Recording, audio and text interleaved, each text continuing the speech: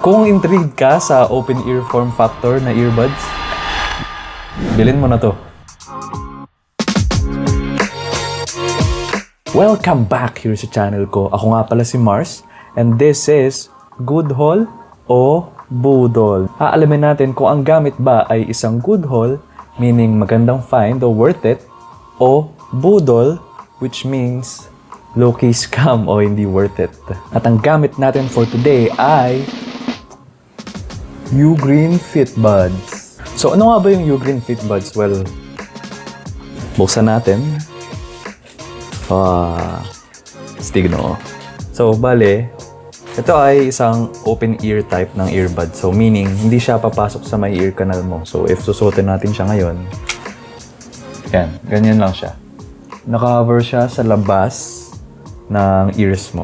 So, bale, pakita ko na lang din sa inyo. Ganito siya, oh. Ito yung, ito yung sa ears nyo. Ito ay ears nyo, ayan, nakaganyan. Bale, ito yung, dito lalabas yung tunog. Tapos hindi siya nakapasok sa kanal. Nakaganto lang siya. Naka-hover lang siyang ganyan. I think hindi ito yung unang open earbuds ng Ugreen. Kasi alam ko meron na silang clip buds before eh. Wherein instead of ito na naka-hover, nakaganyan, nakaikot sa ear, tapos naka-hover ng ganyan. Yung clip buds is yung parang hikaw lang na nakaipit na ganito. Yun ang main difference niya. Hook. Medyo hook, so I believe mas makaapit to kasi syempre kailangan niya, nakasabit na siya sa likod ng ng tenga mo eh. Quick specs flash na lang rin, papakita natin muna sa screen. Hindi na tayo mag-deep dive sa specs pero may mga ilan akong i-highlight. Bluetooth 6.0 ready na siya, meaning ito yung pinaka-latest version ng Bluetooth. Meron siyang 8 hours battery life kada use. Pareho yun, since dalawa to, diba? So, 8 hours kada earbud. And then, 28 hours with the case.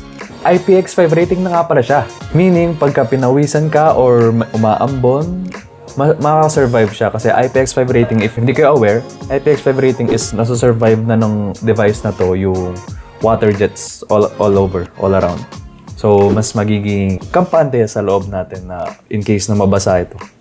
So, diretso na tayo dun sa part na, bakit nga ba open ear form factor? Ano ba advantage niya? Ano ba meron dito? Ano bang kaartehan itong... ano ba to, Mars? Ba't ka ba bumili nitong mukhang hearing aid na device? Well, na-mention ko kanina, hindi siya nagsisil ng ear canal. Meaning, mas maririnig mo yung labas. Since ay ipapakita ko na lang ulit. Ayan. If pansin nyo, meron siyang parang space here. So, hindi siya nakadikit ng todo. And wala rin siya ng parang silicone na, pakita ko lang din dito sa soundcore ko. And wala siyang silicone na ganyan. Which means na kung tatawid ka, naglalakad ka, nagja-jogging ka, mas maririnig mo yung nasa labas. So, maganda siya kasi maririnig mo yung tugtog or yung podcast na pinapakinggan mo while also hearing the surroundings still. Mas magiging aware ka. Ayun nga, pag naglalakad ka, hindi ka magugulat, may kotse pala. Kasi usually, at least ako, in my experiences, pag naka-earbuds ako, nawabawasan ng onti yung pagiging aware ko sa paligid ko. So at least itong open earbuds, naririnig mo yung labas, at the same time, naririnig mo pa rin yung tugtog. Maganda nga yun guys, kasi for example, tinatawag ka ng mama mo, kanina ka pa tinatawag, magagalit yun sa'yo. Pero ito, since naka-open earbuds ka, diba? Rinig na kita at rinig ko na rin yung tugtog ko. Diba? Win-win. Ngayon, tapos na tayo sa pag-discuss ng open ear form factor. Diretso naman tayo kung ano mga nagustuhan ko dito sa Ugreen FitBuds. Well, syempre, hindi mawala is yung form factor niya. Actually, curious talaga ako sa mga open ear earbuds. Matagal na. Kaso lang, namamahalan ako sa kanila. Like, I believe, ang mga nakikita ko is around 2,000, 3,000, at least last year or last year ng mga interested na ako. Kasi gusto ko nga may experience yun. Yun yung pag-iisip ko kaya bumili ako na to. And since marami ng competitors yung mga brands na may open ear earbuds, after years na may mga competitors na, especially dun sa mga budget brands na competitors, ayun, tulad ng ito, Ugreen FitBuds, mas mura mo na siyang bibili. Ang price nga pala nito is, I believe, 1,200 plus. Pero nakuha ko lang to in 880 pesos dahil sa Shopee vouchers. So, Lilive ko na lang din yung link sa description below. I-click nyo na lang dun. May affiliate link ko yun, so it would help a lot pagka dun kayo nag-check out. Keep in mind na lang din na yung vouchers is big deal. Like 1 to, di ba? 1 to, I think 1 to 80 something. 880 ko na lang nabili. So 400 peso discount yun. Ang laki na nun. Kaya i-check out mo na, di ba? Ano pa ba? Pabinaantay mo. Pero going back nga dun sa upsides. Magbibigay na lang ng example. Nung sa jeep. Usually kasi pag sumasakay ng jeep, ito, practical. Sobrang practical na ito. Pag sumasakay ng jeep, tapos naka-earbuds ng dalawa, di ba yun nga, seal nga, hindi mo maririnig. Hindi mo malalaman kung may nag-aabot na ng bayad sa'yo.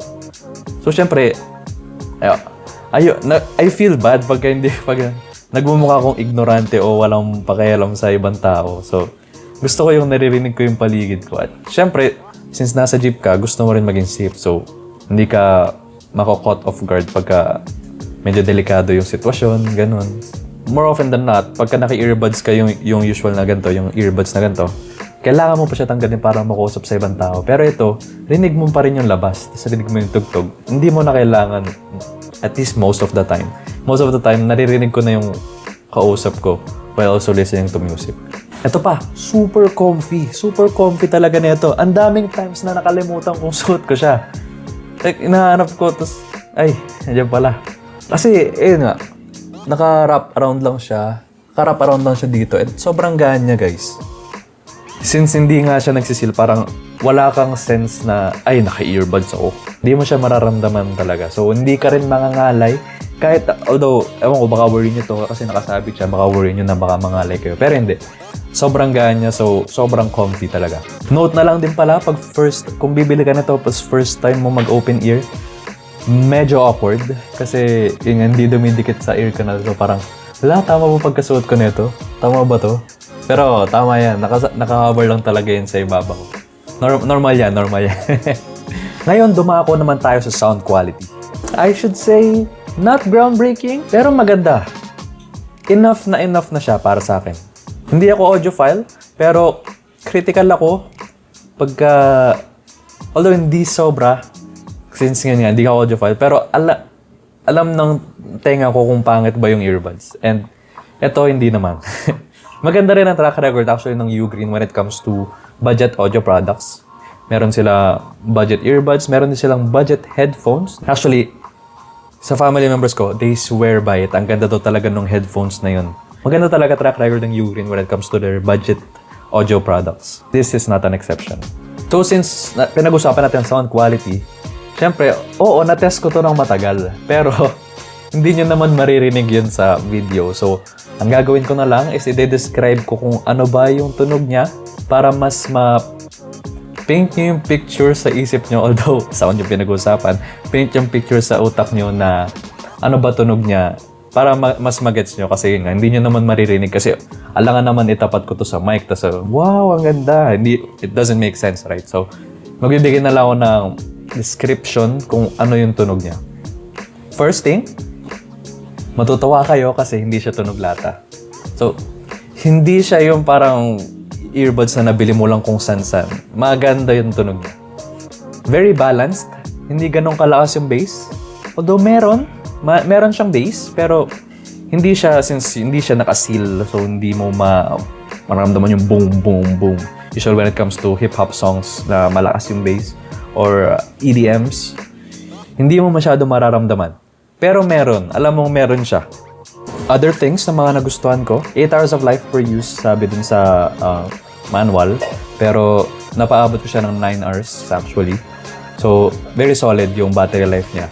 And you can charge it as well for around 20 minutes, tapos makakuha ka na rin ng 1 to 2 hours of use, which is very useful. Tapos sa gaming naman, meron siyang gaming mode. Itatap mo ng 3 beses yung earbuds, tapos mapunta siya gaming mode. What this does is ma-utilize niya yung Bluetooth 6.0 wherein mababa yung latency talaga. The games that I've tried is Genshin and League of Legends kasi yun lang naman nilalaro ko. And ayun, tinesting ko kasi ramdam ko kasi sa iba kong earbuds na hindi siya instant, kumbaga. May delay na mararamdaman mo. Ngayon nga, tinest ko siya sa League. Nag-try ako do a few combos na alam ko kung ano yung tunog. Very familiar ako. And hindi siya pansin. Hindi pansin yung delay. And sa Genshin nga, hindi rin naman na I've played a lot using this. Hindi ko naman napansin. Tapos tinest ko na rin siya dun sa, kasi merong YouTube video na nagtetest kung meron bang delay yung sound. Ipe-play ko na lang ng saglit. And may nahuhulog na bola tapos sasabayan mo yung titignan mo kung sabay ba yung visual tsaka yung audio. Na-test ko naman, okay naman ko dun. Shoutout na rin kay Dejab Orchestra para sa very useful na video na yun. Ang tagal ko na yung piniplay, ang tagal ko na yung ginagamit. Downsides, very weak siya when it comes to very noisy environment. So, one example is pumunta ako sa mall recently tapos may program na may mic, may speaker na ipapatugtog. Hindi ko na naramdaman na may earbuds ako. Kasi, ayun nga, open ear siya. So, maririnig mo talaga ng husto yung labas. Mababawasan yung maririnig mo sa'yo. Usually kasi pagka, for example, nasa street ka or naglalakad ka sa, yung maraming kotse na dumadaan, ang napaperceive ko, ang nangyayari, kasi malakas yung labas, malakas na yung tugtog, nagiging 50-50 split siya sa tenga mo, kumbaga, na maririnig mo yung labas, maririnig mo rin yung tugtog. Pero pagka sobrang lakas na, halos hindi mo na talaga maririnig yung song. So, hindi ko sure kung, yun naman kasi talaga yung use ng open ear form factor, marinig mo yung labas, while also listening to music. Downside pa rin siya, in a way na hindi mo siya magagamit sa lahat ng situation. Actually, thinking about it, ayun lang naman ang naisip ko na downsides when it comes to using this Ugreen Fit Buds. So, kanino ko nga ba marirecommend itong Ugreen Fit Buds? Well, marami. Kung intrigued ka sa open ear form factor na earbuds, bilhin mo na to.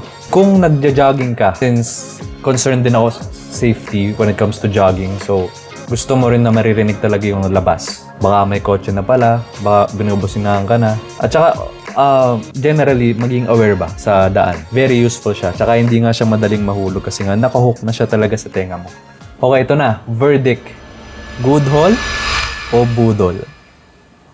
Well, I think malinaw naman na sa video na to na para sa akin, isa siyang good haul.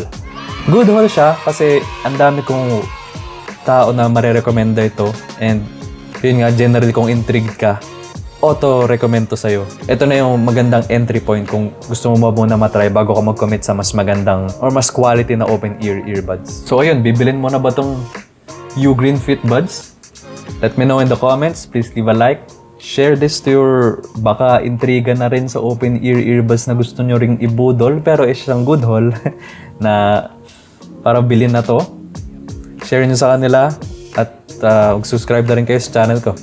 If nakaabot kayo sa part ng video na to, salamat sa pag-support sa pinakauna kong video and ayun lang, maraming salamat and sana magtuloy-tuloy ang supportan nyo. Comment down below kung may natutunan ba kayong importante and kung napabili ba kayo dito. Dapat gamitin nyo yung Shopee link ko nakikita ko yan. Ayun lang, salamat ulit. Thank you for watching. This is Mars and this is Good Haul o Budol. Bye!